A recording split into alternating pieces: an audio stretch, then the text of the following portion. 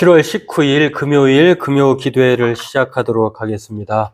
한 주간도 수고 많으셨고 또 오늘 기도회를 통해서 하나님의 은혜를 사모하고 날마다 말씀 가운데에 믿음으로 사는 저와 여러분 되기를 바라겠습니다. 네, 오늘 본문은 시편 74편입니다. 74편 전체 내용을 함께 살펴볼 텐데요. 9절에서 11절만 읽고 하나님의 말씀의 은혜를 나누고 우리 기도하도록 하겠습니다. 시편 74편 9절에서 11절 말씀입니다. 함께 같이 읽겠습니다. 우리의 표적은 보이지 아니하며 선지자도 더 이상 없으며 이런 일이 얼마나 오래는지 우리 중에 아는 자도 없나이다. 하나님이여 대적이 언제까지 비방하겠으며 원수가 주의 이름을 영원히 능욕하리이까. 주께서 어찌하여 주의 손 곧 주의 오른손을 거두시나이까. 주의 품에서 손을 빼내시어 그들을 멸하소서. 네, 오늘 시편 73편은 한 줄로 요약해 본다고 하면은 하나님께 기억해 달라고, 기억해 주소서라고 눈물로 호소하는 내용입니다. 73편의 시인과 동일한 저자인데요.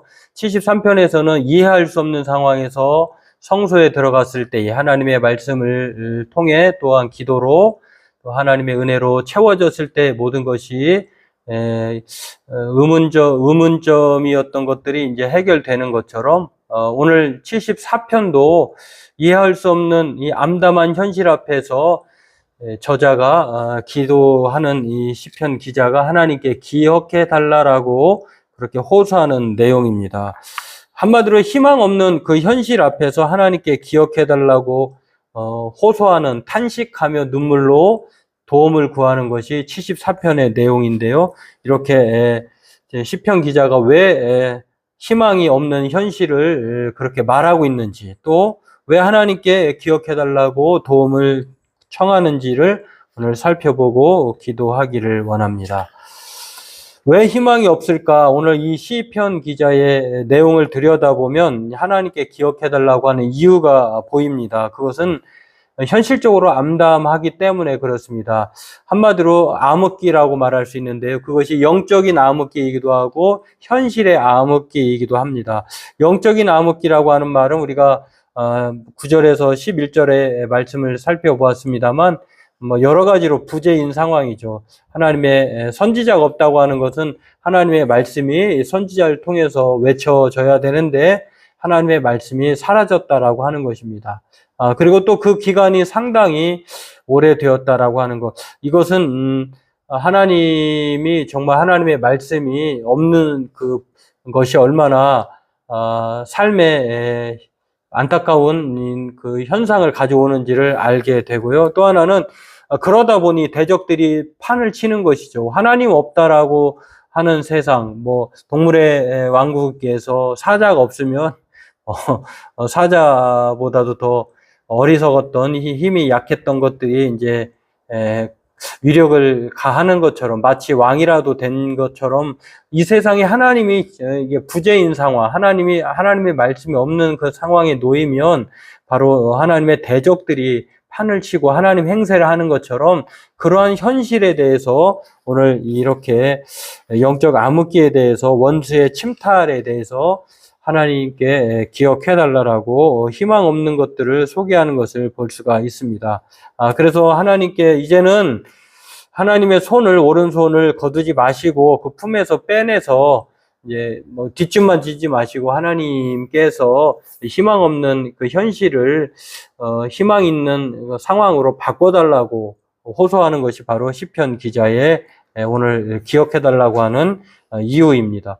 그렇습니다. 왜 희망이 없는가? 그것은 영적으로 암흑기에 해당하기 때문에 하나님의 말씀과 하나님이 없다라고 가정하는, 하나님이 잠시 두고 보시는 그런 상황을 오늘 이 시편 기자는 참을 수 없어서 하나님께 이렇게 기억해달라고 하는 것입니다. 그러다 보니 하나님이 말씀이 없고 또 하나님이 부재인 상황에 놓여 있다 보니 원수 또는 대적이 유다를 침입한 것이죠. 그게 바로 바벨론인데 성소는 파괴되었고 예루살렘은 바벨론에게 이제 사로잡힌 게 되겠죠. 이제 이런 심탈과 욕보임의 상황을 이 시편 기자는 누구보다도 하나님께 기억해달라고 하는 말로 희망을 찾기를 원하고 있습니다. 그래서 예루살렘 성과 바벨론의 침입을 통해서 오늘 우리가 읽은 본문을 통해서도 알 수 있는 것처럼 바로 이 희망이 없는 현실을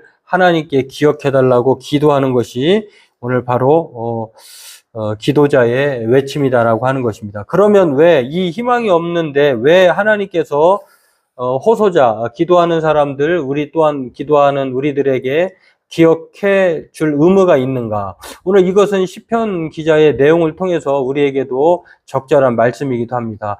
기억의 이유가 있는데 그것은 구원에 대한 호소입니다. 구원을 허락해달라고 하는 호소이기도 한데 18절에 23절에 쭉 내용을 보면 이제는 하나님을 만날 수 있는 유대인들에게 성소는 만남의 장소죠. 기도의 장소이고 하나님이 임재하고 있는 상징적인 장소입니다.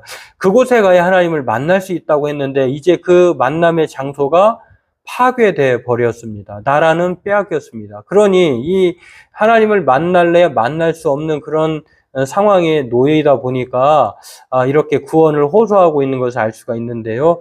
버림받았다고 생각하고 있는 것을 알 수가 있습니다. 이렇게 우리가 아무것도 없는 상황, 세상을 우리 현실을 돌아보아도 누구로부터 도움을 구할 수 없는 누가 봐도 절망적인 상황에 놓여 있을 때 오늘 시편 기자는 하나님을 찾습니다. 그리고 하나님을 희망으로 생각하고 하나님께 기억해달라고 말을 하고 있는데요. 그러면 이 기억해달라고 외치고 있는 그 하나님은 도대체 어떤 분이십니까? 오늘 시편 기자는 그 하나님을 그렇게 믿고 있기 때문에 자신이 고백하고 자신이 소개하고 있는 그 하나님으로 생각하고 있기 때문에 하나님께 도움을 구하는 것을 알 수가 있는데요. 기억해달라고 하는 분, 그가 다시 말해서 호소하고 있는 대상자, 우리의 기도를 들으시는 분은 어떤 분이냐? 12절에 17절의 내용을 보면 그 하나님은 전능한 왕이다라고 하는 것입니다. 못할 일이 전혀 없는 왕이다라고 하는 것. 이 왕이신 하나님으로 오늘 기억하면서 하나님께 도움을 구하고 있는데 우리가 도움을 구할 때에 자기보다 연약한 자, 무능력자에게 도움을 구하지 않잖아요. 마찬가지로 시인은 하나님께 전능하신 왕으로 생각하며 하나님으로부터 자신을 기억해달라고 말을 하고 있습니다. 또한 이 하나님께 기억해달라고 하는 그 전능하신 왕일 뿐만 아니라 도움을 청하는 그 하나님은 어떤 분이냐면 언약을 맺으신, 그래서 약속한 바를 이루시는 하나님이다라고 하는 것입니다. 사람들은 약속을, 신뢰를 깨기를 쉽게 하죠. 그러나 하나님은 한 번 맺은 언약은 끝까지 깨지 아니하시는, 인간의 편에서는 깰지언정 하나님 편에서는 하나님은 우리 인간과 같지 않다라고 말씀하십니다. 그래서 하나님이 맺으신 언약은 결단코 끝까지 이루시는 하나님이신 줄로 오늘 시인은 믿고 또 우리에게 가르쳐 주고 있는데요. 마찬가지로 언약을 기억하시는 하나님께 자신의 도움을 청하는 것을 볼 수가 있습니다. 또한 그 언약을 체결하신 하나님은 자기 백성, 언약 백성에 대해서 그냥 두지 않는다라고 하는 것입니다. 그 본문이 오늘 시편 74편 18절에서 23절에 나와 있는데요. 12절에는 이렇게 말합니다. 하나님은 예로부터 나의 왕이시라. 왕이신 전능자에게 구원을 요청하고 있는 것을 볼 수가 있는데 그 하나님은 주의 능력으로 바다를 나누시고 물 가운데 용들의 머리를 깨뜨리신다. 이 용이라고 하는 것은 구약의 표현에는 가장 그 힘이 센 세력, 하나님을 대적하는 세력인데요. 하나님은 바다에 살고 있는 용을 하나님 깨뜨리시는 전능자다라고 하는 것이고 있고 또 불가능한 능력을 가진 리워 야단이라고 하는 그 상징적인 그 물체에 대해서도, 동물의 짐승에 대해서도 하나님은 그의 머리를 부수신다라고 하는 것입니다. 대적할 만한 용과 리워 야단을 하나님은 제압하시는 전능자라고 하는 사실을 알 수가 있고요. 또한 그 하나님은 바위를 쪼개 큰 물을 내신다라고 하는 거. 이게 출애굽과 광야에서의 하나님의 전능하심을 기억하고 있는 시인의 고백입니다. 마찬가지로 과거에도 그렇게 역사하셨다고 하면 하나님은 오늘날에도 충분히 그렇게 동일하게 역사하신다라고 하는 것을 믿고 오늘 그렇게 도움을 구하는 것을 볼 수가 있습니다. 또한 그 하나님은 언약을 눈여겨 보신다라고 하는 것, 언약을 깨뜨리지 않는다라고 하는 것.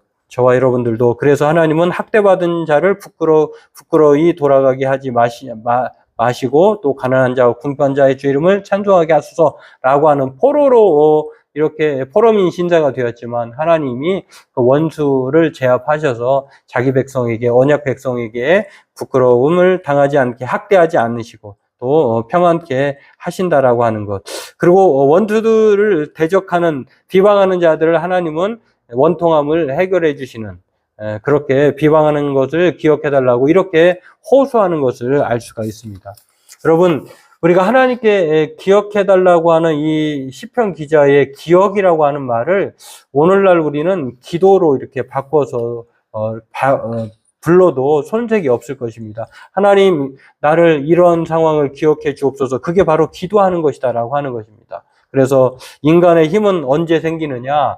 돈이 많았을 때, 권력이 최고조에 이르렀을 때, 건강이 최상의 상태에 이르렀을 때, 항상 기분이 좋았을 때에 힘이 있는 것이 아니라 우리는 그럴 때나 약할 때나 우리의 힘은 이 세상에 비롯되는 것이 아니라 오직 하나님께 있다라고 하는 것이 하나님보다 더 강한 리워야단과 용을 제압하신 하나님이 출애굽에서도 역사하시고 또 광야길에도 반석에서 물을 내시는 또한 그 광야 40년을 하나님께서 평안의 길로 인도하셨다고 하면 그 하나님이 오늘날에도 마찬가지 우리를 이끌어 가시고 인도하신다라고 하는 것입니다. 그러므로 오늘 기도의 힘은 우리에게 있어서 우리의 힘은 인간의 힘은 기도에 있다라고 하는 것입니다. 그래서 보네퍼 목사님은 독일의 회중교회 목사님이었던 짧은 생을 마쳤지만 그래도 정말로 강직하게 우직하게 하나님의 뜻을 이루신 이 보네퍼 목사님은 기도를 이렇게 말합니다.